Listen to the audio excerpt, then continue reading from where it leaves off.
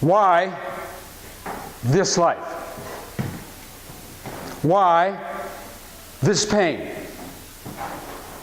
These trials, this tribulation? Why?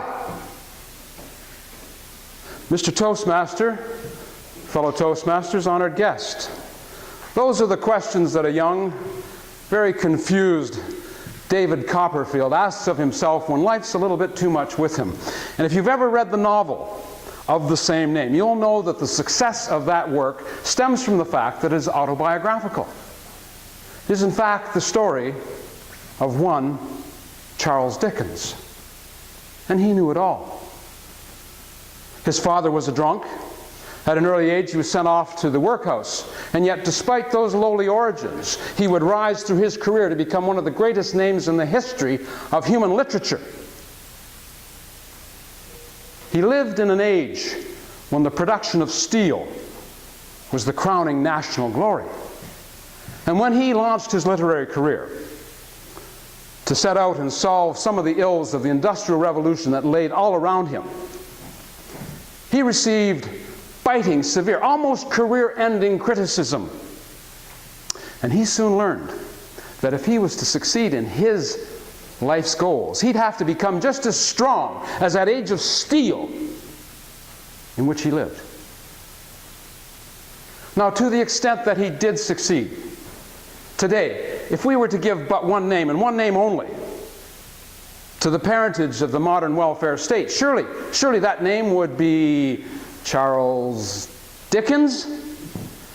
Now, when Dickens gives you the answer to the question that he asks of himself, why this life? He used an analogy to the steelmaking process that I, as a former steelworker, found very, very satisfying. Yeah, that's right. I grew up in a mill town in southern Ontario, and when time came to go to university, well, I was lucky. I was very lucky to find employment every summer in the local steel mill. I worked for the Algoma Steel Company of Canada. I paid union dues to the great United Steelworkers of America. On my hat, I had a steel helmet. I walked to work proudly carrying my lunch in a steel bucket. And I had steel in the caps of my safety boots. Oh yeah, I was a steelman, all right. Quite literally, from the top of my head to the tips of my toes, you know. It was dangerous, nitty, gritty, dirty work. And of course, Bill being Bill, well, I just loved every minute of it. You know, I found you could do marvelous things in that mill. You take a billet of iron and manganese and cobalt, and we'd put it in the furnace. And we'd always search for the hot spot because, you know, in a mill, time's money. And we'd have to get that billet quickly up to temperature, but not too hot and not too cold, just right. And then we'd pull it out. And we'd snake it through the hammer blows of the forging mill to give it the strength and to put shape into it. And at the end of that process, well, we throw it in a bath of quenching oil to give it the toughness and strength. And when we were finished with that, we had a marvelous product. It was called steel. Strong, resilient, even elastic. You can build things with steel. And Friday nights, payday, town was ours.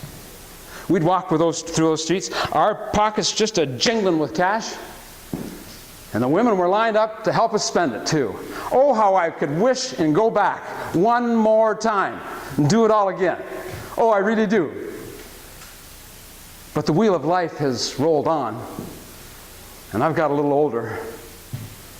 Apparently not much wiser either, you know, because now when I see our product, I see it in the towering towers of our cities. I see it in the bridges and in the rail lines that link this great nation together.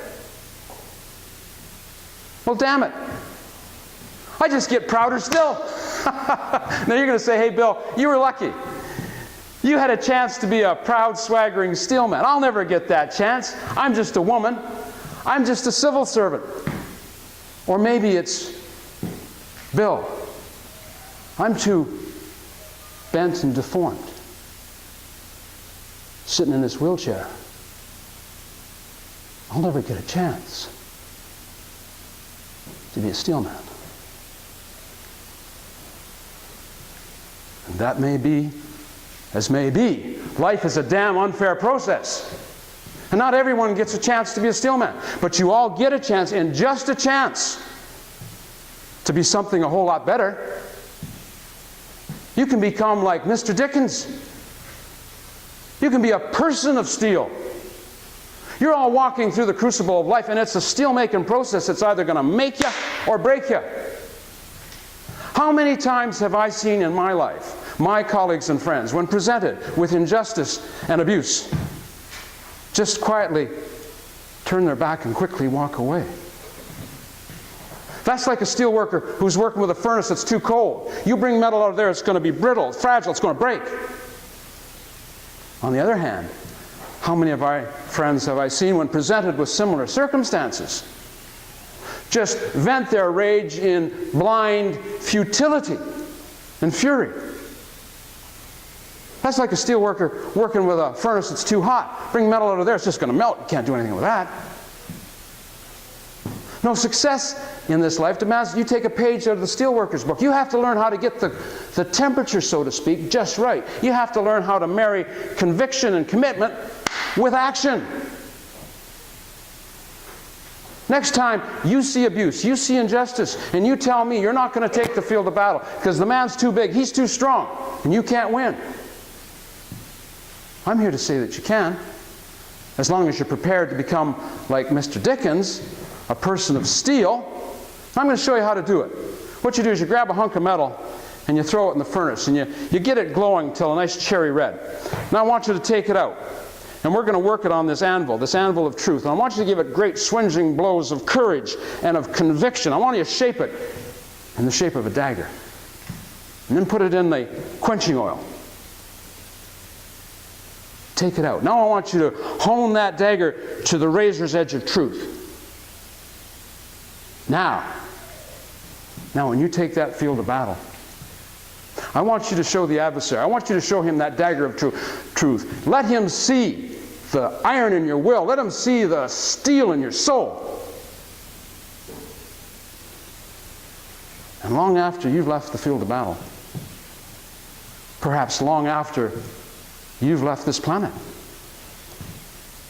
the image of that gesture will live on in the minds of men for generations to come. Why this life? Why this pain? These trials, this tribulation. Why? Mr. Dickens gives you the answer. Because the best steel goes through the hottest flame. Mr. Toastmaster.